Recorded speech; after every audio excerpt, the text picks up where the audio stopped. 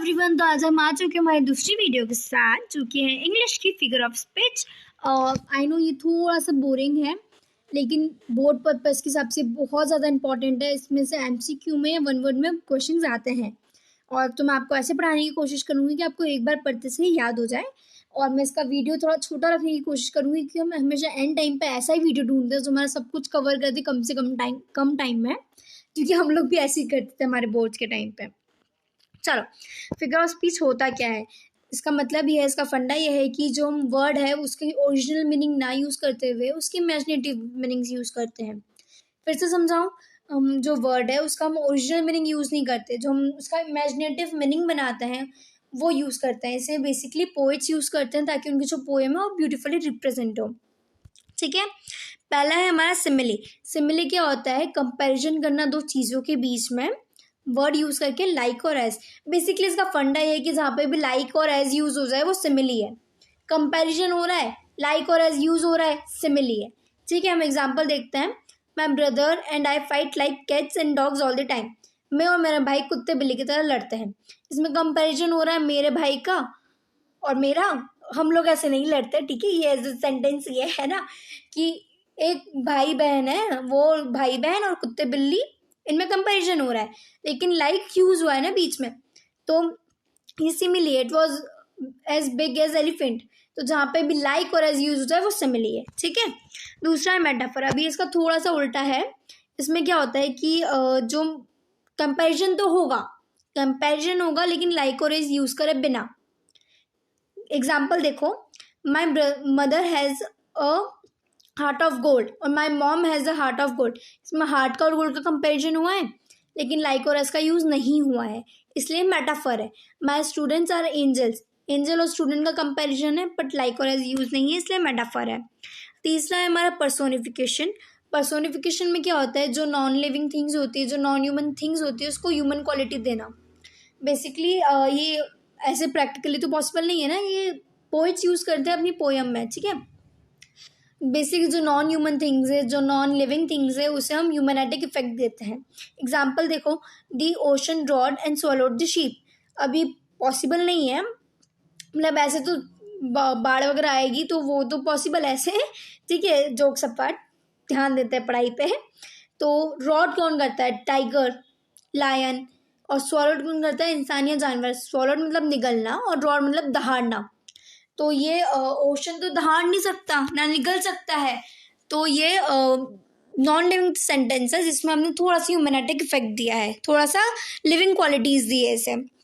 जैसे दूसरा है, the grease jump out of the pen. तो मतलब ये प्रैक्टिकली तो पॉसिबल नहीं है कि पैन के अंदर से चिकन पीस उड़ के आ जाए तो कूद जाए, ये तो पॉसिबल नहीं है, लेकिन इसे थोड़ा सा लिविंग इफेक्ट दिया हुआ है, तो इसको बोलते हैं पर्सोनिफिकेशन। बेसिकली फंडा है कि नॉन लिविंग थिंग है और अपन ने उसमें थोड़ी सी जान डाल दी, बेजान को जान कर दिया। ठीक है, फोर्थ हमारा हाइपरबोल है। इसमें क्या होता है कि हमारा जो सेंटेंस है या जो वर्ड है हम उसे बहुत स्ट्रांगली रिप्रेजेंट कर रहे हैं, उसको बोलते हैं हाइपरबोले। अभी एग्जांपल से समझ आएगा, जैसे I am so hungry I could eat a house. तो it's not a possible that you can eat a house, but इसने अपना सेंटेंस इतना स्ट्रांगली प्रेजेंट किया कि मेरे को इतनी ज़्यादा भूख लग रही है कि मैं घर खा जाऊँ। अपने सेंटेंस को स्ट्रांगली प्रेजेंट करना, उसे बोलते हैं हम हाइपरबोले। ठीक है, जैसे एग्जांपल एक और है, I told you 1000 of times that don't touch my hair. तो it is not possible that you can say a word 1000 of times, लेकिन उसने अपने सेंटेंस को इतना स्ट्रांगली प्रेजेंट किया है। ठीक है, फिफ्थ है हमारा ऑक्सीमोरॉन्स। इसमें क्या होता है कि दो वर्ड्स जो एक दूसरे के अपोजिट है उन्हें साथ में यूज़ किया है। एक बार फिर से बताऊं, जो वर्ड्स एक दूसरे के अपोजिट हैं, जैसे गुड बैड, तो उनको साथ में यूज़ किया है, उसे बोलते हैं ऑक्सीमोरॉन। जैसे एग्जांपल है, I feel this pattern, I pretty ugly and not up to the mark. Pretty and ugly, they both are opposite word but they use in one sentence, that's are called ऑक्सीमोरॉन्स।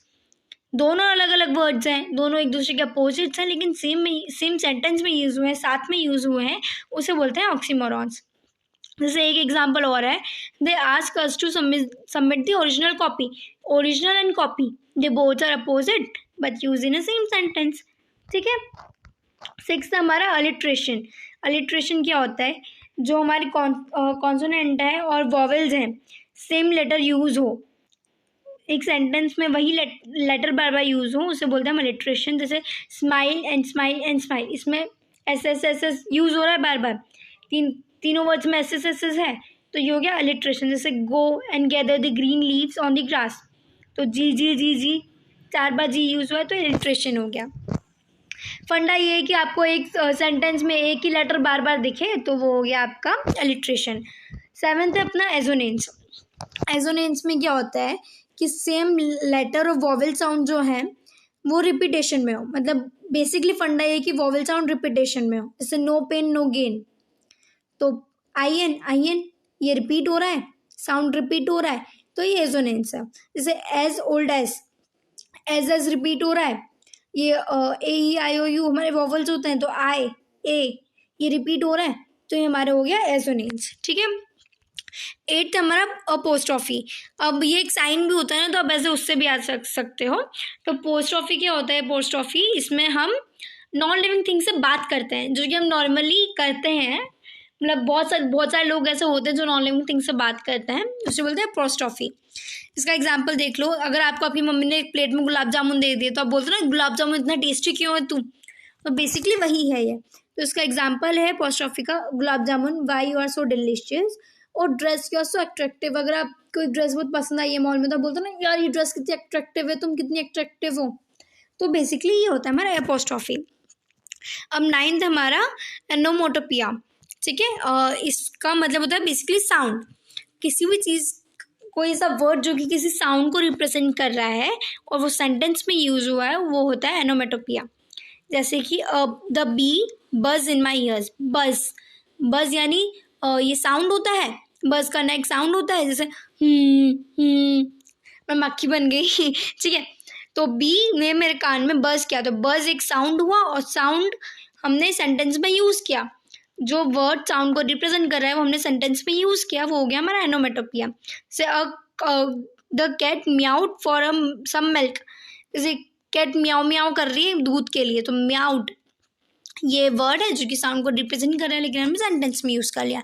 Last but not the least, पन basically क्या होता है, इसका फंडा ये है कि हम किसी वर्ड को, किसी सेंटेंस को as a play comic way में यूज़ कर रहे हैं, उसे पन बोलते हैं। एक बार इसकी डेफिनेशन पढ़ लो, it play with the words have multiple meanings, pun is created by fun, the words are arrange in a such way to create a humorous effect. इसमें भी यही कि ह्यूमरस इफेक्ट डालने के लिए यूज़ होता है, और पन जो है बेसिकली कॉमिक वे में किसी सेंटेंस को बोलना। जैसे that was emotional wedding even the cake was in tears, that was not possible, cake रो ही नहीं सकता है, लेकिन अपने उसको कॉमिक वे में करने के लिए, ह्यूमरस इफेक्ट डालने के लिए उसने बोल दिया कि वो शादी इतनी इमोशनल थी कि उसमें केक भी रो पड़ा। ठीक है, तो जहाँ पे ह्यूमैनिटिक इफेक्ट डल गया और जो वर्ड है उसे एज अ कॉमिक वे में बोल दिया, वो हो गया हमारा पन। आई नो ये आपने कभी सुना नहीं होगा, ऊपर के में भी सुने भी होंगे, लेकिन पन कभी सुना नहीं होगा, तो आप ये याद रखना। So boiled egg is hard to beat, तो ये कॉमिक वे में है कि एक बॉइल्ड एग है, ऑफकोर्स वो बॉइल्ड एग है, आप उसको बीट नहीं कर सकते ना, वो ऑलरेडी हार्ड हो गया, बॉइल्ड हो गया, तो अपने सेंटेंस को कॉमिक वे में रिप्रेजेंट करना, दैट्स कॉल्ड पन। सो गाइज इसी तरह हमारा वीडियो ख़त्म होता है। मैंने जैसे आपको बोला था कि मैं जल्द से जल्दी वीडियो ख़त्म करने की कोशिश करूँगी, तो हमारा वीडियो ख़त्म हो गया। अगर आपको वीडियो पसंद आई हो तो कमेंट लाइक शेयर ज़रूर करना, और आपको इस नोट्स के लिंक, इस पूरे PDF की लिंक हमारी डिस्क्रिप्शन में मिल जाएगी, और इस वीडियो को ज़्यादा से ज़्यादा शेयर करें। Thank you.